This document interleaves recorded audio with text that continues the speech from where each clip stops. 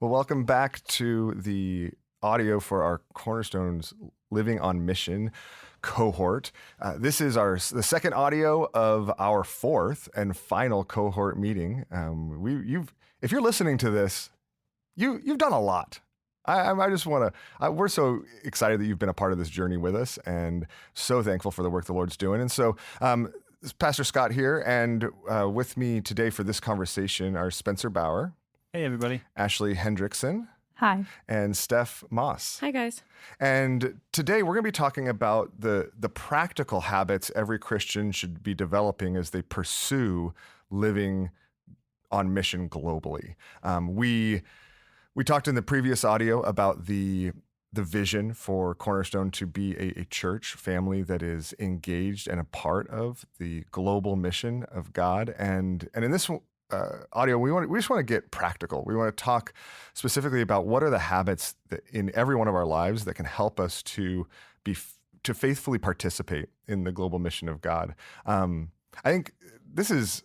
I'm really thankful for this. I'm really excited for this conversation because I think that it can be really hard to know how to participate in God's global mission, right? I mean, in one sense, the world's gotten smaller, right?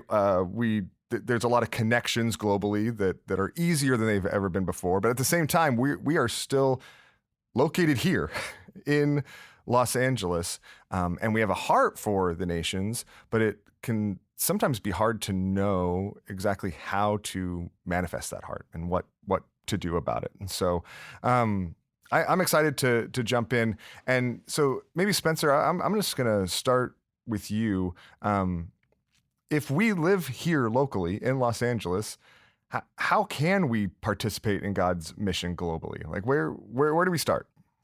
Yeah, and that's why I'm really excited about this podcast is because we're going to be able to maybe make it more tangible, think of some specific next steps. But I don't want you guys to think that we're just giving you a new list of things to do or you're just adding like another side thing to your Christianity.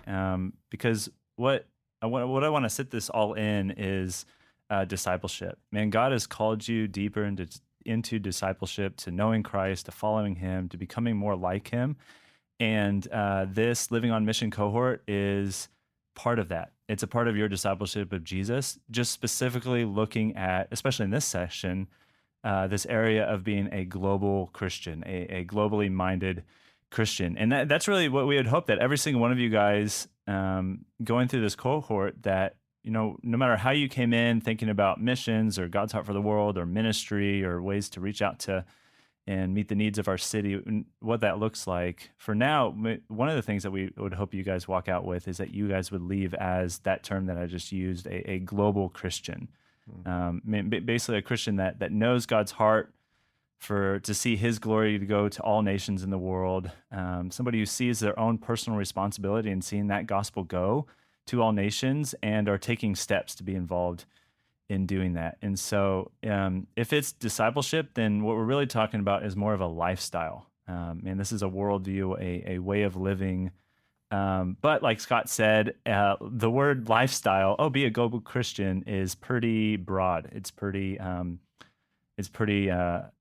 not very precise. And so what we want to do in this is just give some helpful direction, a couple trajectories as a global Christian, what that would look like. And to start us into that, I want to take us to a passage. It's in Romans 15, the end of the Paul's letter to the church in Rome. Romans 15, starting in verse 14. And I want to take us here because when you look at the early church, and there's a lot of places I could go in the New Testament to show this, but we see different ways people lived with that global mission mindset. And so in Romans 15, I might read just a couple of sections of this. This is the passage that I'm looking at is Romans 15, 14 to 24. And in a sense, this is kind of like, this is the end of Paul's letter to the Romans. It's almost like if he was writing a support letter, you know, hey, would you join my team? I'm a missionary. Can you help me go? And this is kind of at the end. And he's writing to a church. And in verse 14, he says, I myself am satisfied about you, my brothers, because they are mature in their faith, full of goodness, full of all knowledge, able to instruct one another. But he says, hold on, there's some things that I've written to you very boldly as a way of reminder, because simply being able to instruct one another just in Rome is not enough. And then he says in verse 16, we see one of three habits that we want to tell you guys about. And so in verse 16, he says that by the grace of God, he has been made a minister of Jesus Christ to the Gentiles in the priestly service of the gospel of God. And later in that passage, he literally says he has no more room to work in the regions of Asia Minor and Greece, the places he's going. And in verse 24, you see two of these habits. He says, and this is verse 24, Romans 15. It says, "I hope to see you in passing as I go to Spain." And there's our first habit, to be a goer. It's the one who goes. And then he says, "And to be helped on my journey there by you, once I enjoyed your company for a while." And so not only are there's those who go, but we see that there's a second job here, to be helped on my journey there by you. There's these partners there. And we're also going to talk about a third habit. So there's go, there's partner, and then we're going to be talking about mobilizing. Okay. So as we look at this, we're going to talk about going, partnering, and mobilizing. Mm-hmm. So are those like either or habits? Like, do we get to pick one as disciples of Christ? Like, how does this work? Oh man, that make it so much easy. That's so much easier. That So probably be the way I do or it. I partner, or I mobilize. It's like, all right, what's here's your my role? options. Yeah. Which one's easiest? And I'm just going to exclude myself from the others. Yeah. No. That's we purposely are calling these habits of a global Christian lifestyle because all of us are responsible to be growing in all three of these habits. So that's why I use the word trajectory. It's not just a goal or a checkbox. You choose door number 2 out of these 3 doors. I kind of like to think of them, in Galatians 5:22, it talks, Paul talks about the fruit of the Spirit, and he lists them out, goodness, patience, kindness, faithfulness. But we would never say, oh, just pick one of those. You're like, oh man, my fruit is patience, but I'm not kind. Or my fruit is faithfulness, but I don't love, And what you actually see is maybe you want to focus on growing one of those in your life, but as you grow in each of them, you're going to grow in all of them. Because that word fruit in that verse is singular. It just says fruit of the Holy Spirit. And here's what some of those things look like. And so in the same way, these are habits that we should all be growing in, and they kind of flow into each other. You know, maybe you want to focus on becoming a partner, and eventually maybe God taps on your shoulder and you become a goer.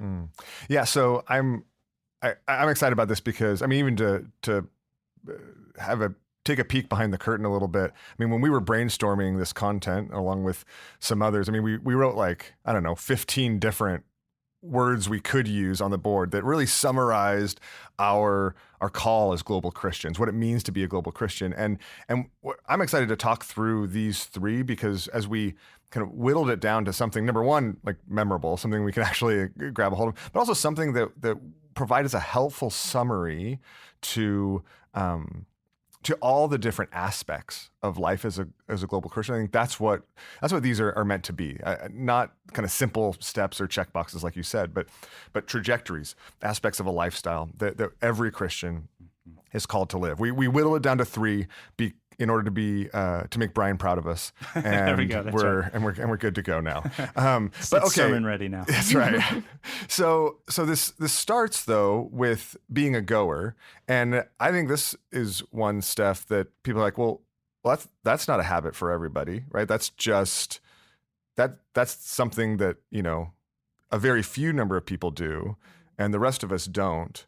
But what do we mean by goer? If we're going to talk about what it means to have the habit of going, what does it mean to be a goer? Well, spoiler alert, everyone's a goer. So 100% on the test, you are it. You are a goer. But the definition that just can kind of help narrow that down is it's a believer who crosses a boundary for the sake of the Bible, and not just crosses a boundary for a vacation or crosses a boundary because it's really cool to try a certain type of food, but you're really crossing a boundary for the sake of the gospel. And the boundaries can be very different. They can be a geographic boundary, a cultural boundary, a political boundary, a religious boundary. But also those boundary crossing is very intentional and purposeful. And intentional in overcoming the boundary. So the boundary isn't necessarily always an easy one. It takes some pursuit and some going more than once as who a goer would be and what a goer would look like. Okay, so a goer is a believer who crosses any boundary for the sake of the gospel, right? That's what you've just told us. And so, and you're crossing that boundary like purposeful intent. With purposeful intent for the sake of the gospel. Okay. This seems related to evangelism, right? Like we're all supposed to be sharing Christ with others. Why, Ashley, do we still need to be crossing boundaries? Like, isn't evangelism just kind of without crossing boundaries enough? Like, why do we all need to be goers? Yeah, it's a great question. I think evangelism is kind of technically more sharing with someone who's already near you. They're already in proximity to you in some way.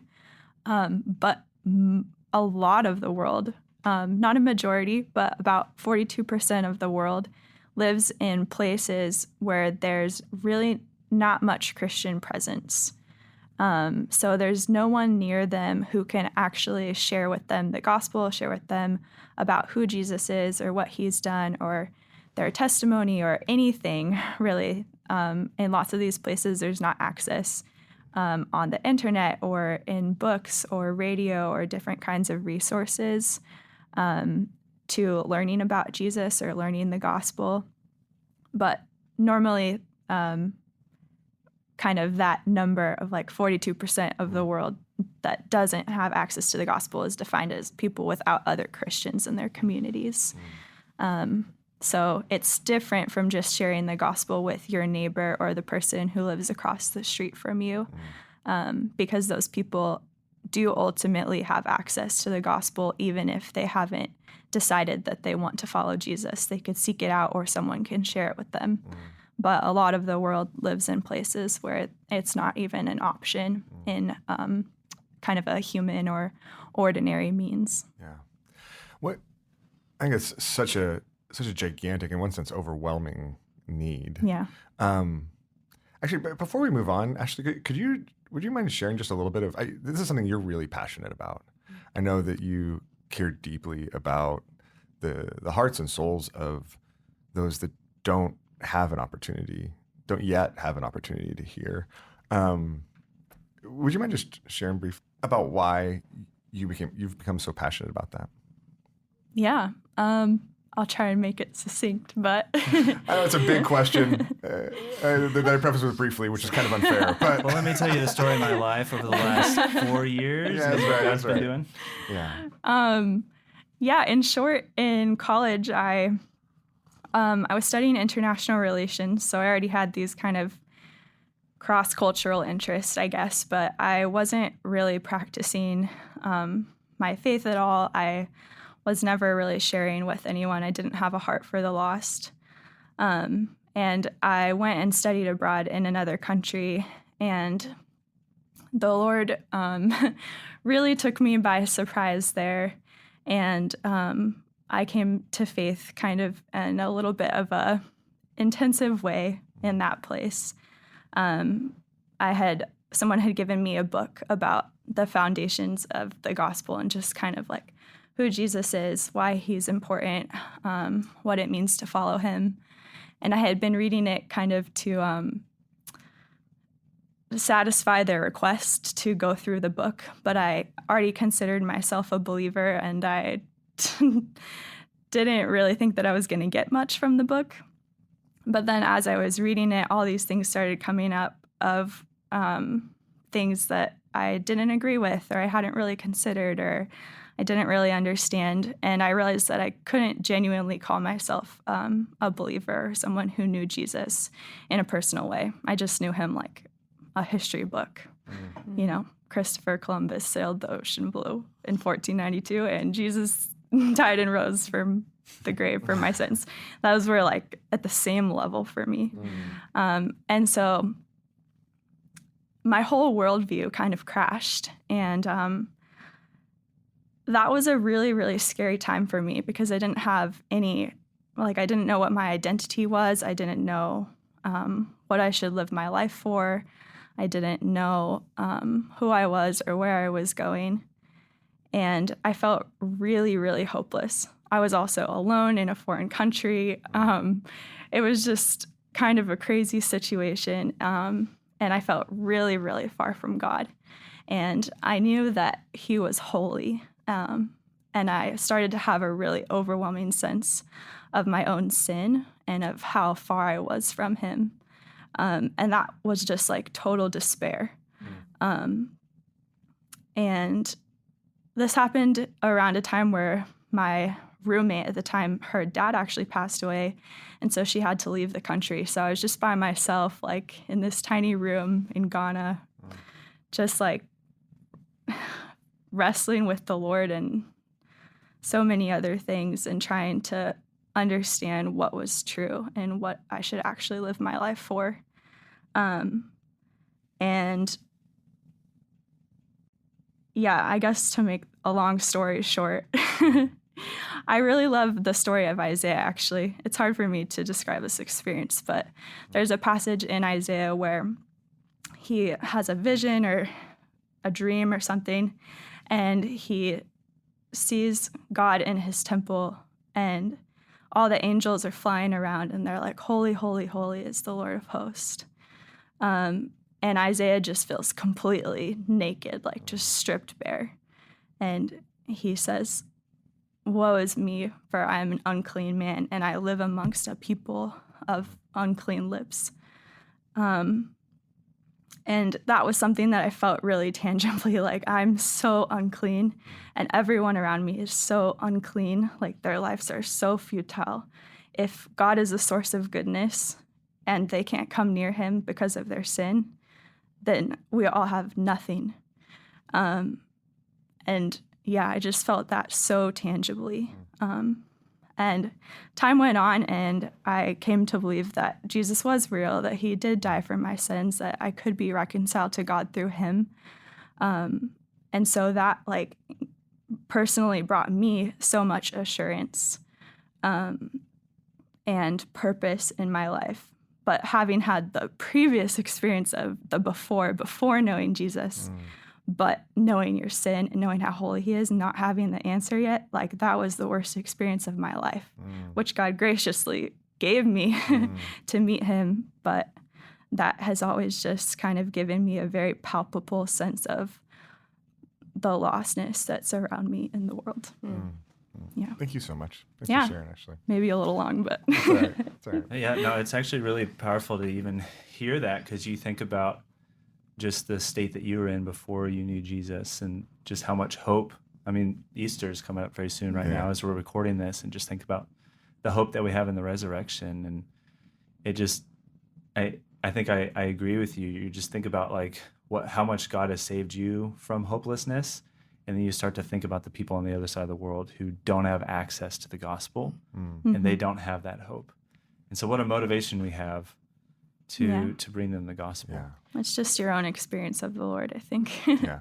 Well, and what strikes me about your story is that you did know something about Jesus, and you would even say you were a believer, right, in your story. And then yet there was still this needing to hear, I mean, even just the basics of that book you were reading, but just that revelation and you understanding how far you actually were. So when we think about the people that we're talking about right now, that they don't even have that basis to start from, and just that gap. I mean, it just feels, you're right, it feels so empty and unreached. That is just so tangible in your story. It's like you had a little bit of Jesus, and yet there was still so much to grow and experience in Him. And then there's people that don't know it at all. Yeah.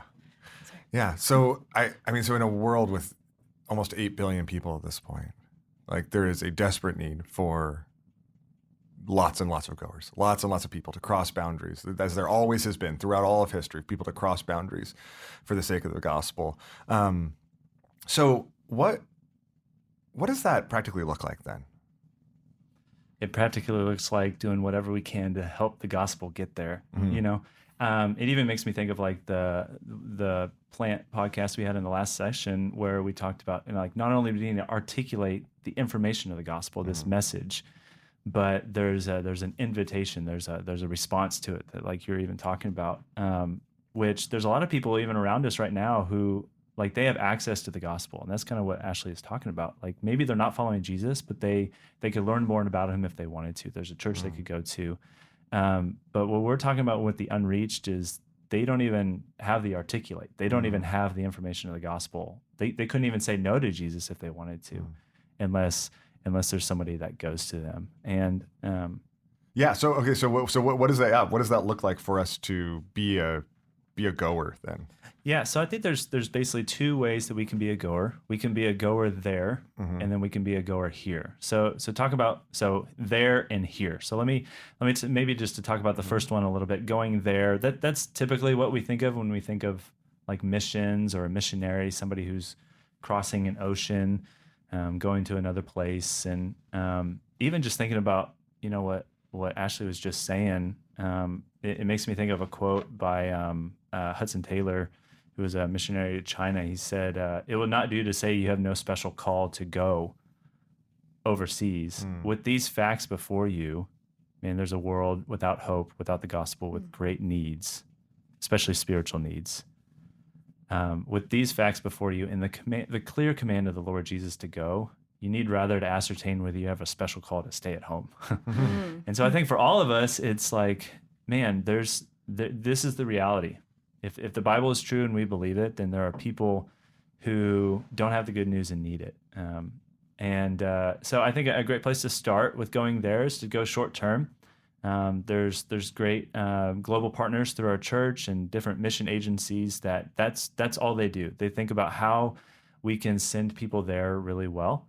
A great place to start is to go for a year or maybe at least 6 months. And the other thing about going there, I think a lot of people are starting to realize more and more is that it's not just the person who quits their job, sells their house, and then leaves everything behind to go be a missionary. But so much today, you can use the skills, the gifts, the experience, your professional experience as you go there. And I'm even thinking about a recent podcast, pastor's podcast that you did, Scott and Steph, with some developing partners, Jonathan and Casey, and he talked about, man, he has this heart to see the gospel go to a place that is unreached, but he didn't just go there as a traditional missionary. Yeah. Actually, you can't.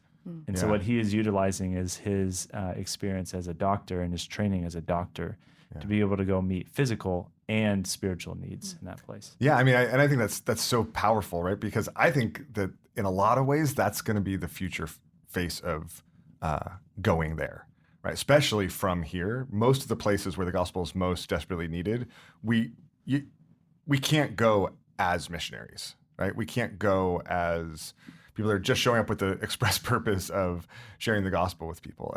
We need to go as those that have skills and opportunities to set up shop, to use professional skills, to get into relationship, get into places. I think increasingly that's what it's going to be looking like. Yeah, no kidding. I mean, we're not only talking about the unreached. A lot of the easier places have been reached now. Yeah. So it's not only the unreached, but it's the hard to reach. And so I think what Scott, you just said is very true. And so, man, if I could even just turn towards the listener right now, we are praying as a church, as the pastors. I'm not a pastor, but as a member of this church, we are praying and preparing for God to call some of you listening to this right now to be a goer, to cross an ocean, to cross a boundary, like Steph even was just talking about.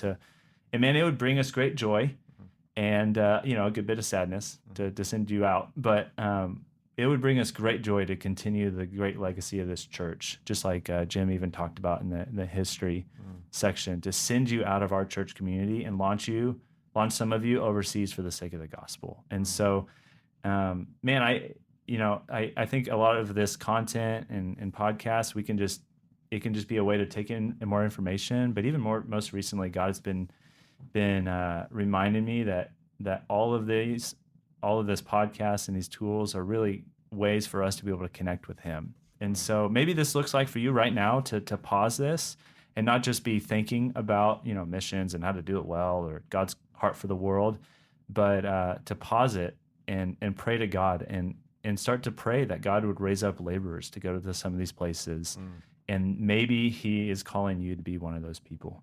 Yeah. I so appreciate that. And so, okay, so you mentioned there's kind of two forms of going, right? You're talking about going there, and then you mentioned going here, right? And I think one of the things that this does in a fascinating way is it kind of muddies the waters a little bit, right? Yeah.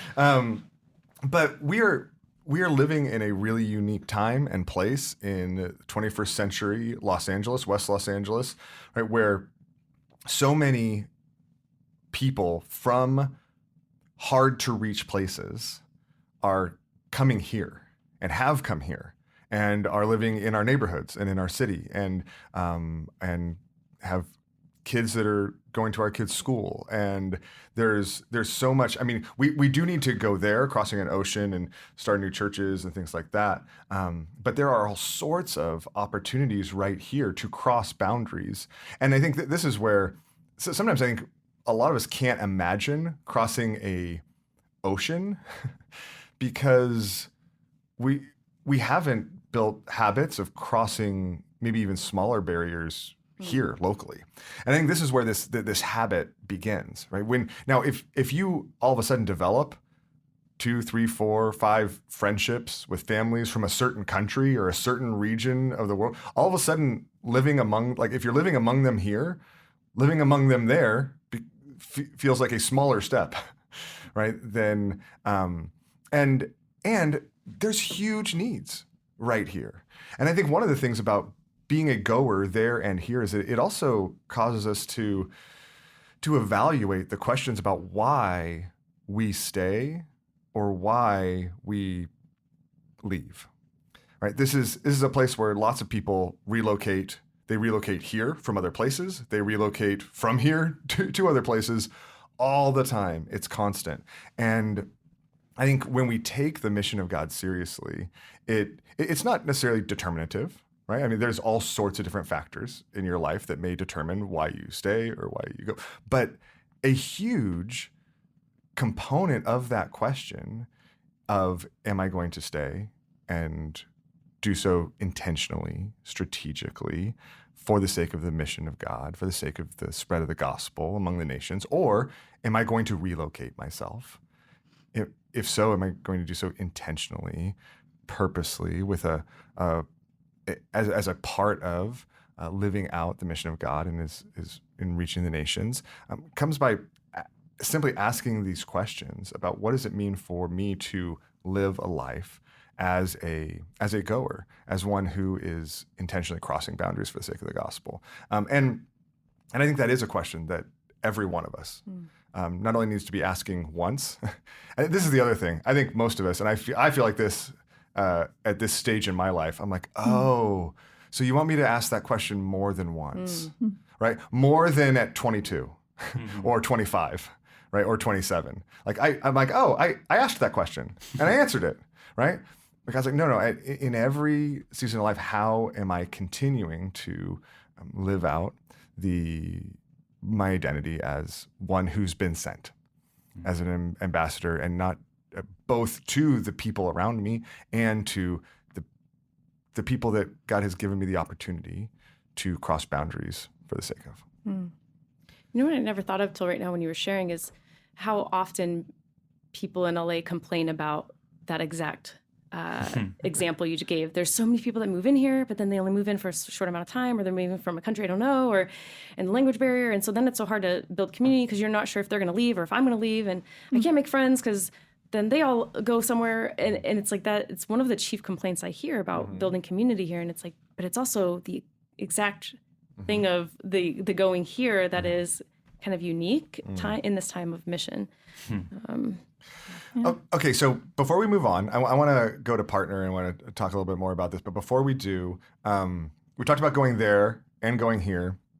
But I don't want to just skip over. We've talked about there and here. I don't want to just skip over the real need for us to see people go there, go to harder to reach places, from places where the gospel is more accessible, like here.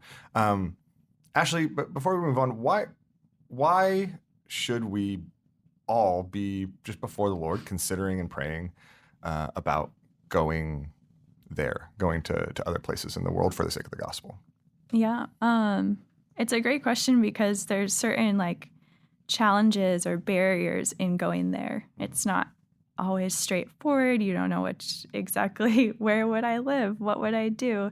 There's so many questions and certain sacrifices that can come with that. And so in some ways that makes it the road less traveled. But there's also great need to go there, which we kind of already talked about, how so many people don't have access to the gospel in their daily lives. And kind of the flip side of that coin is that 98 or 99% of Christians live in places that would be considered reached or already evangelized.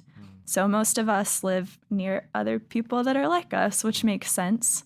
I think formally that situation is referred to as the great imbalance in missiology, that most of the Christians live near other Christians and most of the non-Christians live near other non-Christians. And so that makes it hard for us to live out our calling as salt. You might remember in the last local session, there was a Tim Keller article, and it talked about both being light, like shining out our light to the nations and those who come to us, and from where we are, sending the gospel out, but also being salt and physically spreading out and permeating other places with the gospel.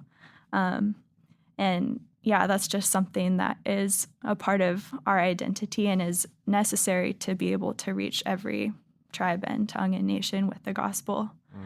I was also thinking about, Spencer mentioned Romans 15, and in that passage, Paul talks about this. He says, I make it my ambition to preach the gospel, not where Christ has already been named, lest I build on someone else's foundation.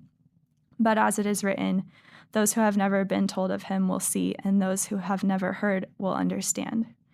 So this kind of principle of how Paul even is like moving throughout his ministry, you can see how it plays out all throughout the New Testament as he tries to sow seed and reach more and more people with the gospel.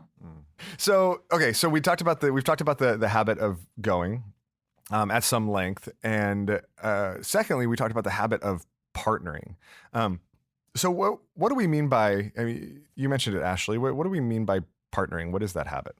Yeah, it's just someone who comes alongside someone else who's going.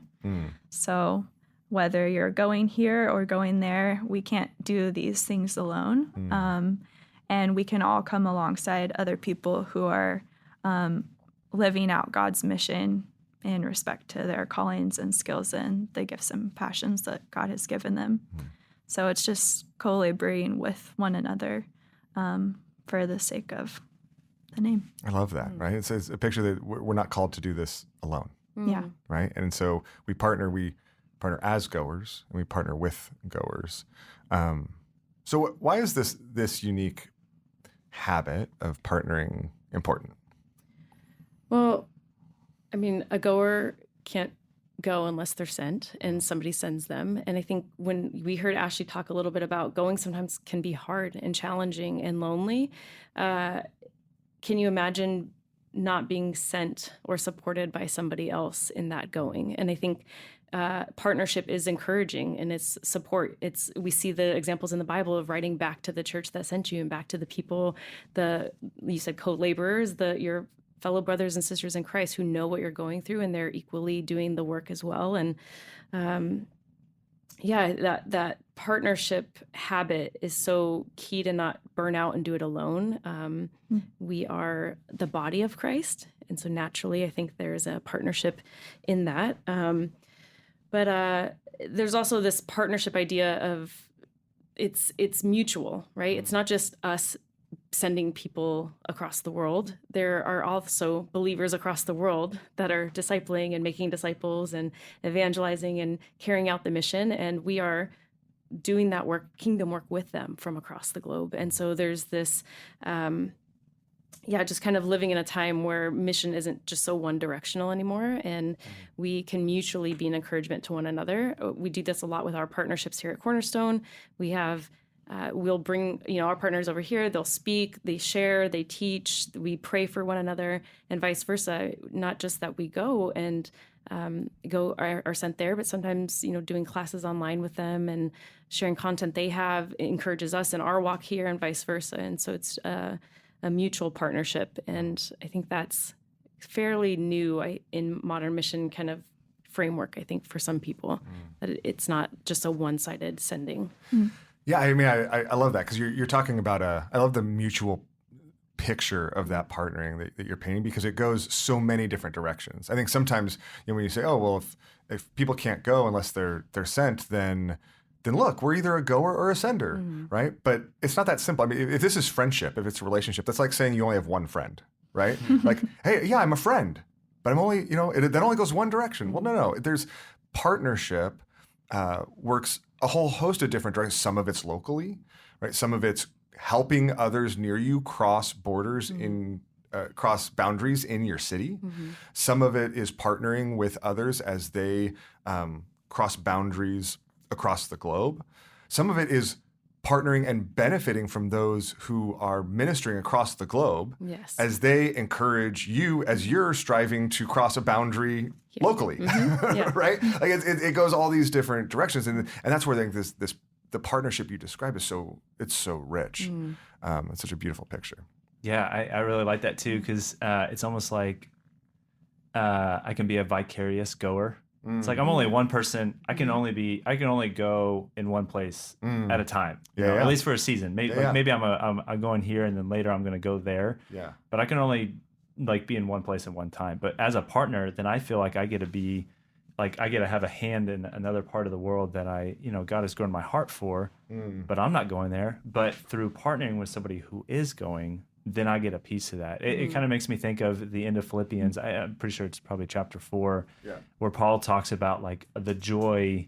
Like he's bringing up how generous the Philippians are, and he's like, no, I'm not about to turn around and ask you to give more. Paul is saying I want to receive a gift, but he's like, I just want to bring up the reward that you have as a giver, as a partner in us with us in the gospel. I mean, and I mean, to come back to the example of Paul you were talking about, Ashley, right? Paul was oftentimes seemingly frustrated by the fact that he could only be in one place at a time, right? Right. Yeah. His heart was just huge. He wanted to be involved all these different places. And so he was both a goer in a certain direction, but also a constant partner to Timothy, to the elders in Ephesus, to all these different churches that he's both writing to and connecting to, and taking up collections to send off to other people, right?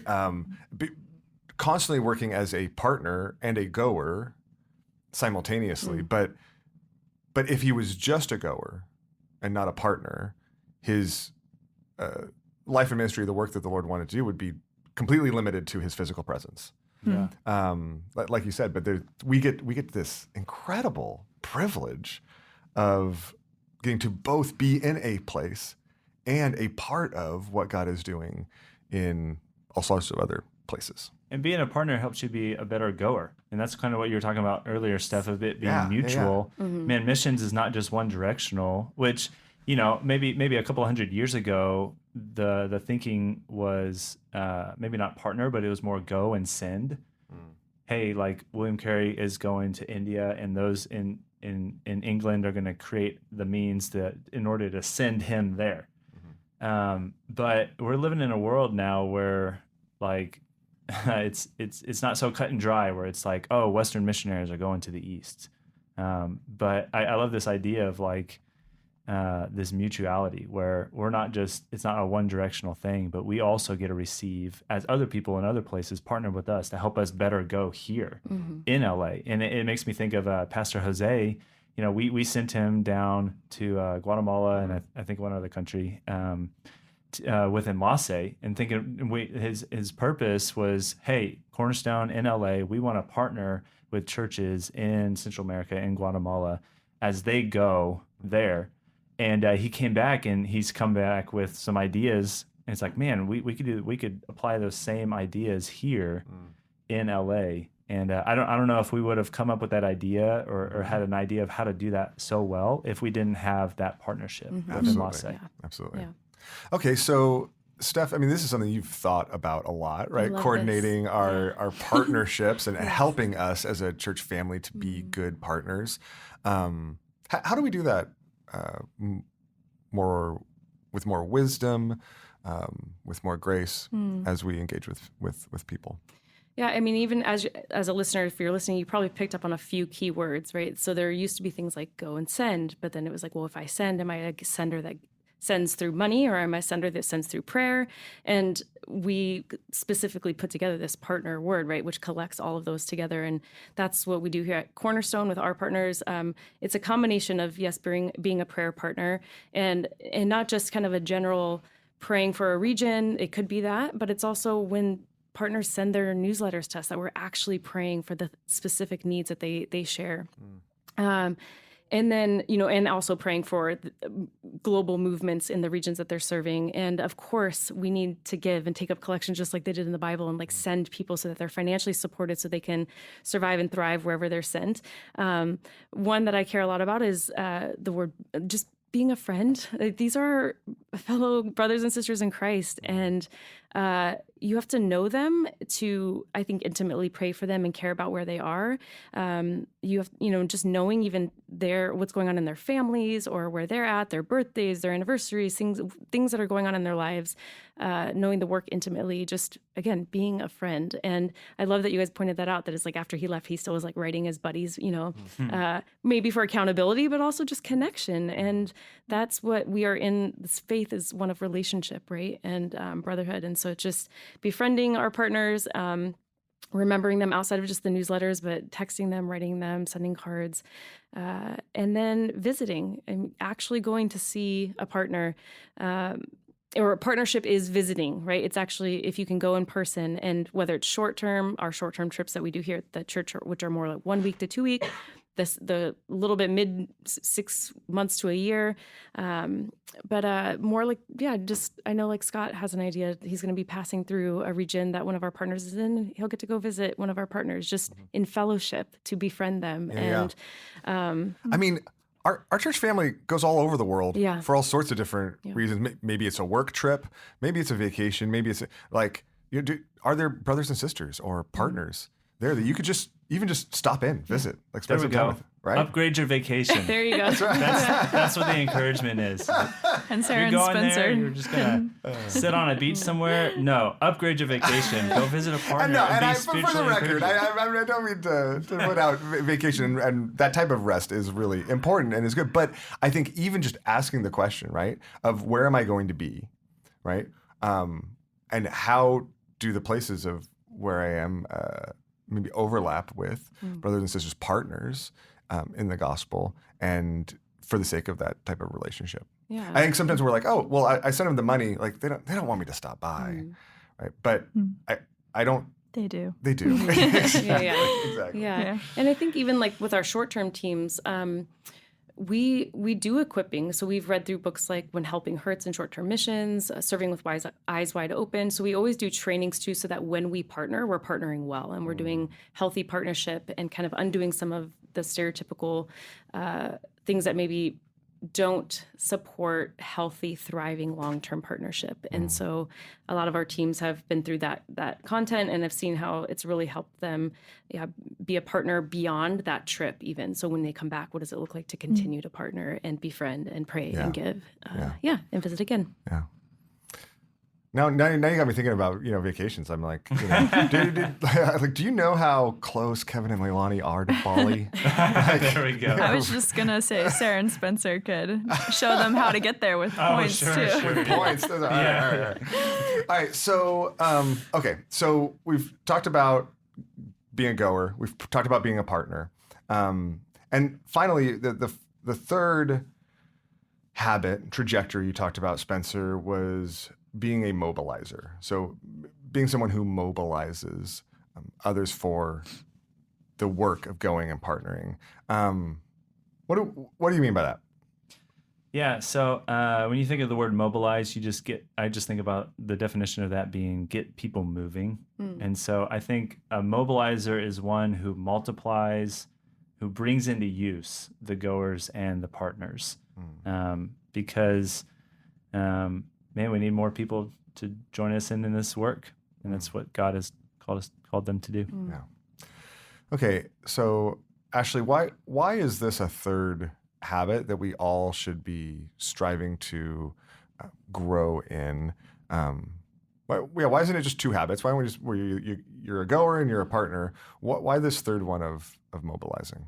Yeah, I like what Spencer said about bringing into use, because the reality is we do have a lot of resources to reach other people with the gospel. I was looking up some stats on this, and I'll refrain from sharing all of them, but one that I thought was pretty crazy is that there's over 500 churches for every one unreached people group. And so some people have kind of estimated that we could reach every nation, every unreached people group, tribe, tongue with the gospel if we put our resources towards that. Obviously, there's many other things that our resources can go towards, but by and large, we don't. A lot of these things could be mobilized more towards fulfilling the Great Commission. So, yeah, we, like in Matthew, the harvest is plentiful, but the laborers are few, and the Lord has endless resources. If we want to think about it in those terms, like we really don't have a limit of time or money or even people to reach others with the gospel. The Lord can create all of those things. And so the issue is us going out and actually doing it. But if people don't know about it or they don't see the need or they don't understand how to get involved, then we can be a part of helping them connect, where they're at with this vision to reach others. Yeah. I love that. It's so powerful. And I also think that there's so much joy to be had, right? There's joy to be had in being a part of it. There's joy to be had in going. There's joy to be had in partnering. And if that's the case, then we want to share the joy with others and encourage them to be goers and partners as well, right? To look to your left and look to your right and say, hey, let's do this. Let's do this together, because in doing so, we are both displaying the glory of God and taking hold of the joy that He has prepared for us in this kind of partnership. Which is so, that's what excites me so much about it, right? That's why I love talking about this. That's why I love wrestling through it in my own life. That's why I love talking about it with others. But in one sense, Spencer, we can love talking about it. But what is it like? What does it actually mean to mobilize? Like, what are we talking about? If that's an actual habit that every one of us can participate in, what does that look like, and how do we do that well? Yeah. I think you even make a really good kind of distinction there, because I think for some people, maybe they just don't know. They just don't realize that God has a heart for the world, or that there are opportunities, or that He is calling His church to join in Him in seeing His glory and the gospel go to all nations. And so that might be one place to start. Maybe you just need to share with your friends, show them how God's word is saturated with His heart for the world, or I think for a lot of people, maybe they have an idea that God is loving. He loves people all around the world, but they just don't realize that great imbalance that Ashley was talking about. And I think that's really motivating for people, just to see, God has given us the Great Commission, go and make disciples of all nations, but maybe not a lot of people know how we're doing at that, or like how much of the task has been done and how much is still to go and what's next. So I think there is a bit of like casting vision, showing a vision for what this might look like. And I think the way that I do that most often is just sharing my own story. I really liked how during the go section, Scott, you asked Ashley, like, what did that look like for your own life? Because I think stories are powerful and people can relate to them really easily, maybe a little bit more than, just a list of stats and numbers. And But we don't want to stop there. Man, just sharing the vision. If we just stop there, it'd just be sharing information. And man, this is not just like a a campaign, activism, just like, hey, just knowing about the problem, but we want to mobilize them actually to do something. And so that'd be the second part too, is helping people to get moving. I think what I've realized even in my own life is if I get excited about something, I come up with like 10 ideas to do them, and I end up doing like none of them. And so after like you've shared the vision with somebody, I think the next thing to do is help them to take their one next step. So no, and I've even shared this in other podcasts too, where it's like, man, I started to see God's heart for the world, and then it wasn't like, okay, well that was Tuesday, and now on Wednesday I'm flying to China. I think it's what's that one next step for that person. I think that's what's really helpful in mobilizing people. And I think a really simple way to do that is just to invite them into what you're doing.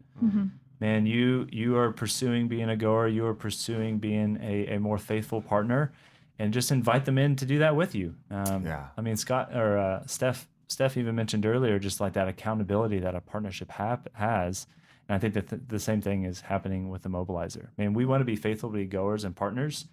And if we mobilize somebody to do that with us, we're going to be more faithful. We're going to be more reliable, more consistent in doing that.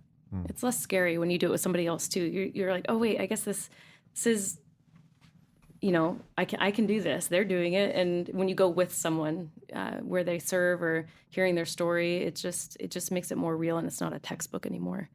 I love that, because you're talking about being a goer, being a partner, and just bring someone with you, right? Share the vision of why you're trying to do that, and bring someone with you, because I think that's how the church grows. That's how the culture of the church is strengthened, and how we live this out. I mean, teaching and preaching and even cohorts like this are helpful catalysts, but the real work is done with one another, right? As we go and as we wrestle through this together. And that next step, I really do mean it's just the one next step. Maybe the next, for me, like I started to see God's heart for the world and the Word, and then me and just a couple of my other buddies, we started praying for the world. We used a resource like Operation World, and once a week we would just pick a country and pray for it. We'd pick a country, learn about some of their needs, spiritual needs, how many Christians, how many non-Christians, and we would pray for it. Okay, so you mentioned Operation World. We're gonna do this lightning round. I want to know, which just if people are like, okay, yeah, like I want to take a next step. What are some resources in going, partnering, mobilizing? What are some resources that you would point people to that would be that could be a helpful next step? I'm biasedly going to say, come on one of our trips. We have our short-term trips. I'll absolutely. say, obviously that's. But if it wasn't connected to kind of my role here in the church and things like that, I probably would say to meet with others in the church that are doing it, like do something with somebody else in the church. Go serve with Jeff Ding, go have lunch with Ashley Hendrickson, go serve with the Bowers or Linus, like over on campus one day when there's something, host a family at Thanksgiving, just that. I'm on the doing side. Okay. What other resources? What do you think, Ashley? I was recently at a missions fair and I learned about these two resources, so I'll share them. Yeah. One is called the Missions Course, and the other one is a course by Ethnos 360, which is a sending organization about missions. And I think they just both go through, well, disclaimer, I haven't taken either of them, but they come highly recommended. I can vouch for them. They great. just talk about missions, kind of the state of the world and how to get involved. So it's kind of like, it could be a second step from this even. Some of these things can be done as small groups. The missions course particularly can be done as a group or a church even. So if you want to get some friends together and look at those resources, they're helpful places to dive deeper in terms of learning. Awesome. Yeah, it's good. And even with that too, you talked about the missions course, which would be a little bit of a smaller, a little bit easier as far as like load and content load and time commitment. If you're wanting something a little bit bigger, the Perspectives course is basically a 15-week version of the missions course, which I think is 5 or 6 weeks. So it's a little bit smaller. But just as you want to continue to think about these things and learn more, those would be 2 great. Okay. pieces. Okay. Well, before we wrap up, I do want to ask, just as you've lived this out and walked with others, I want to ask just about the obstacles that might hinder people from participating in these 3 habits. Like, what are things that, as we strive to go and to partner and to mobilize in our daily lives, what are some obstacles we should maybe just be aware of and look out for as we strive to grow in this? I can talk about this. So I have a buddy who is a missiologist, and he studied some of the great mission movements in the last couple hundred years. And one of the largest ones is called the Student Volunteer Movement, which started at the end of the 19th century, about like 1890, and went all the way up through World War II, I believe, about 1930 or so. And as he was studying that, he found that there was 5 obstacles that kept people from going. And they're basically the same 5 that we find today. And some of those are, I don't know if I'm going to get the 5 exactly right, but one was finances, being able to go. One was not feeling called. Another one was family. One of the great obstacles to sending out more missionaries are Christian parents, actually. I think another one could be dating and singleness, or waiting to be married, and that whole aspect. I think another one, or maybe I mentioned this, just not being called. But So what does it look like to be aware of those and to walk forward in light of them? Yeah, I think 2 things you can say with that. One is, and even the whole reason I brought up those obstacles before is just to say that, the obstacles that were true 100 years ago are also true today. And so they haven't changed. They're probably not really going to change. And so the reason I bring those up is just that those obstacles, don't feel like you're alone in trying to overcome them. Other people have encountered them. Or other people have had to overcome them. Other people have faced them just like you do. The other thing to think about with obstacles is really often a lot of obstacles can turn into opportunities where, you cross an ocean into a different culture, you're going to hit a lot of different obstacles, and it's going to require faith in God, and you're going to need to see God move. And I feel like some of the best ways that he equips people for a future ministry is by giving them opportunities to grow their faith now. And so, instead of like finances being an obstacle, I can't go because of I don't have enough money to go. It's really more of an opportunity. Hey, God, I need these finances in order to go, or it becomes an opportunity where God can you choose faith in God, and you watch Him be faithful in that. To even share just like a personal example with that, me and Sarah were in ministry before we moved to LA, but we were based in Kansas, and Kansas, cost of living in Kansas is very different than cost of living in LA.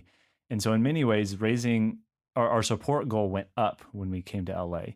And in many ways, it felt insurmountable. Just how in the world are we going to be able to raise the necessary funds in order for both of us to be totally freed up to do what we feel like God's calling us to do, which is welcome international students on campus?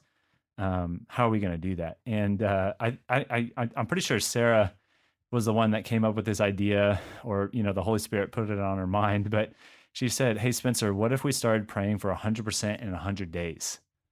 And I was like, "Wow, that sounds really catchy."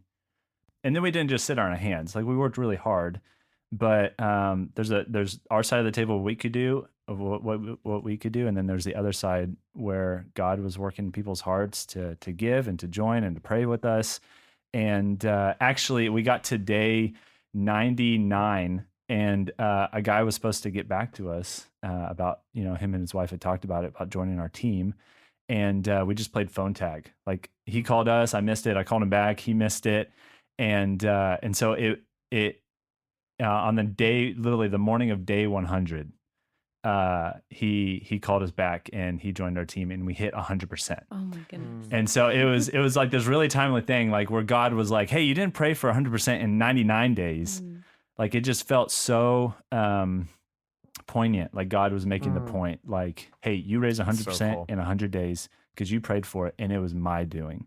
It wasn't 99 days. It wasn't 100. It wasn't 105 days.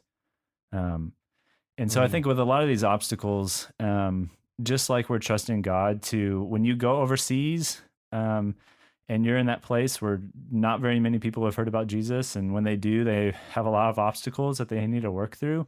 It's going to take a significant amount of faith to believe that, just like God told Paul in Acts, hey, there are people in this city that I have kept for my name. So like, do not be afraid. Do not be discouraged. Like, do the work that I've called you to, and I'm going to be faithful in it. Praise God. Praise God. I love how much it demonstrates God's glory too. Like if we just did the things that were within our own power and obviously in front of us, we could just take the glory for those things.